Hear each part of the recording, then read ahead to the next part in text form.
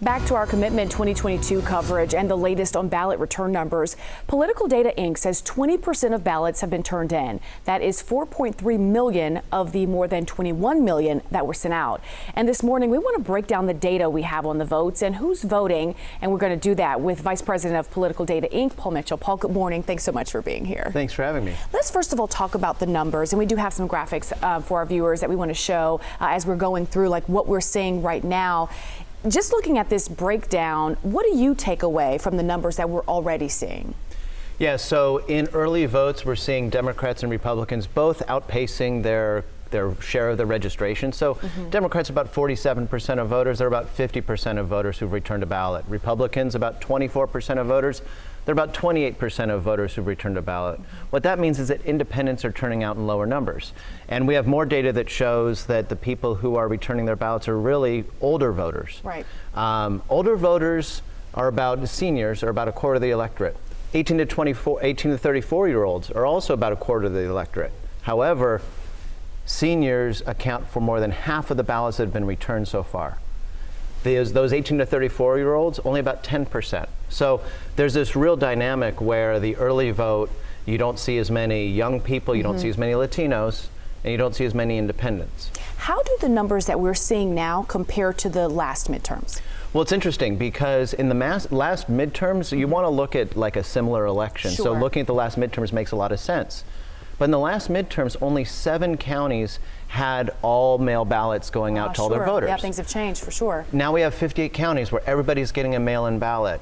We also, in 2018, only had 20 million voters. Now we have 22 million voters. So it is kind of apples to oranges. We can look more recently like at the recall election, because it had around 65% turnout, which is around what you would think for maybe a gubernatorial election. Yeah. At that point, right now, we were at 35% turnout. We're only at 20% turnout now. Okay. But as you know, as I know, the ballot we got this year is a lot more complicated than the recall. Yeah. So a lot of people might be waiting to vote and maybe kind of figuring out those judges or the propositions before they turn in the ballot. And let's talk about like that in-person voting part of it, right? We often are concerned, and I say we, but when you talk about just the coverage piece and when you cover, elections, many elections, how weather plays a part and impacts that turnout. How do you think that's going to impact tomorrow? Yeah, so it's really interesting. There was a research paper done in 2007 that said Republicans should hope for rain because they saw a 1% drop in turnout for every 1 inch of rain. Wow. And it was looking at places where it's not always raining. So it's not looking at, Washington State and saying, oh, it rained, but like a place like California where we haven't had election day rain in a general election for as long as we look back to try to find it, we can't find it. Yeah. So it would suggest that there would be a suppression of vote for people who are counting on voting election day. Now the twist is, prior to 2020, it was Democrats who always counted on that election day vote.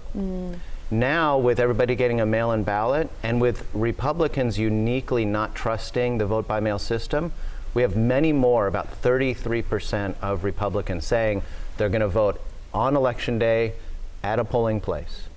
Now, they count more on that vote now, so it could impact Republicans more than Democrats. Gotcha. It will definitely be something that we will all be watching to see. We appreciate what you and your company are doing, giving this data, of course, and helping us kind of have an idea of at least what we're seeing as we head into Election Day tomorrow. Yeah. All right, Paul, thanks so much for being with care. us this morning.